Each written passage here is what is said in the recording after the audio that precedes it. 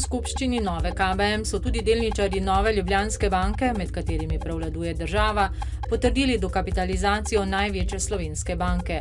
Podprli so predlog Slovenske odškodninske družbe, po katerem se bo dokapitalizacija izpeljala z odobrenim kapitalom, upravo pa pooblastili za povečanje osnovnega kapitala za največ 500 milijonov evrov. Dokapitalizacija naj bi se izpeljala z javnimi sredstvi. V banki so že večkrat poudarili, da predstavlja tokratna dokapitalizacija, že tretja v času krize, ključni mejnik v razvoju banke.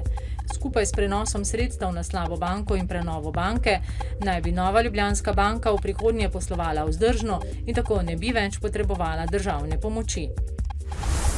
Ker na mariborski občini domnevajo, da je občina pod vodstvom Franca Kanglerja odvetniku Roku Gerloviču leta 2011 neupravičeno odobrila nagrado v višini dobrih 215 tisoč evrov, bodo komisijo za preprečevanje korupcije zaprosili za mnenje. Občina je namreč leta 2001 vložila tožbo zoper državo zaradi pomanjkljivega financiranja javnih zavodov. Ker so s tožbo uspeli, naj bi nekdanji župan Kangler z odvetnikom Gerlovičem, ki so ga že plačevali po veljavni odvetniški tarifi, sklenil še sporazum o nagradi. V.d. direktor mestne uprave Marko Žula, sicer tudi pravnik, pravi, da gre za atipično pogodbo s sumljivimi, neujemajočimi se datumi in s tem za sum koruptivnega dejanja. MLM Storitve, hčerinska družba Mariborske livarne Maribor, je v stečajnem postopku. V družbi je zaposlenih več kot 100 ljudi. Stečaj MLM Storitev, ki so lani imele $500 milijona evrov izgube, nekaj časa pa tudi blokirane račune, je nedavno omogočilo tudi Ministrstvo za delo, ki je družbi odvzelo status invalidskega podjetja. Tretjina delavcev naj bi kljub stečaju ostala zaposlenih. Policija bo v sklopu preventivne akcije Kolesarji previdno naokrog od danes in do nedelje po vsej državi poostreno nadzirala vožnjo s kolesom. Spoštovanje prometnih predpisov pa preverjala tudi pri drugih udeležencih v prometu. Cilj akcije je 10% zmanjšanje števila umrlih in huje telesno poškodovanih kolesarjev ter vzpodbujanje uporabe kolesarske čelade. Pošta Slovenije in Zveza prijateljev mladine z današnjim dnem začenjata dobrodelno akcijo Poštar Pavli polni šolske torbe. Zbirali bodo denar za nakup šolskih potrebščin, ki ga lahko nakažete na spodaj izpisani bančni račun zveze. Dobrodošli bodo tudi materialni prispevki v obliki zvezkov, barvic in drugih potrebščin za socialno ogrožene otroke.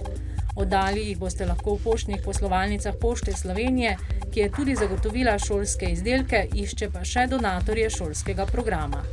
Ob tej priložnosti so Zvezi prijateljev mladine predali tudi 10 tisoč evrov finančne pomoči.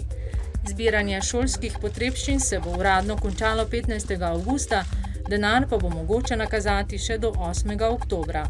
Obljubljamo, da bomo vse te zvezke in ostale šolske potrebščine razdelili tistim, ki jih najbolj potrebujejo. Enako velja tudi za donacijo v višini 10 tisoč evrov, s katero bomo poskrbeli za nakup učbenikov in delovnih zvezkov, torej tisto, kar otroci potrebujejo tudi v šoli. Kljub gospodarski krizi, ki se kaže sicer tudi na rezultatih našega poslovanja, smo vsako leto odločeni, da prispevamo tudi nekaj za donacije, torej da vračamo v okolje, v katerem delujemo, sobivamo. Popoldne bo spremenljivo oblačno z občasnimi krajevnimi padavinami, tudi nevihtami. Ponekod bo pihal severni do severozahodni veter. Jutri bo večji del dneva sončno, popoldne pa bodo še posamezne nevihte. Ponekod bo pihal severni veter. V četrtek in petek bo večinoma sončno. Danes v dnevniku televizije Maribor. Kakšne bodo spremembe ob prečkanju meje ob vstopu Hrvaške v Evropsko unijo? V Mariboru že 30 let skrbijo za zobno preventivo pri osnovnošolcih. Mariborsko gledališče so zasedli otroci, ki navdušujejo s pevskimi in plesnimi nastopi. Novice Štajerske, Pomurja in Koroške ob 18.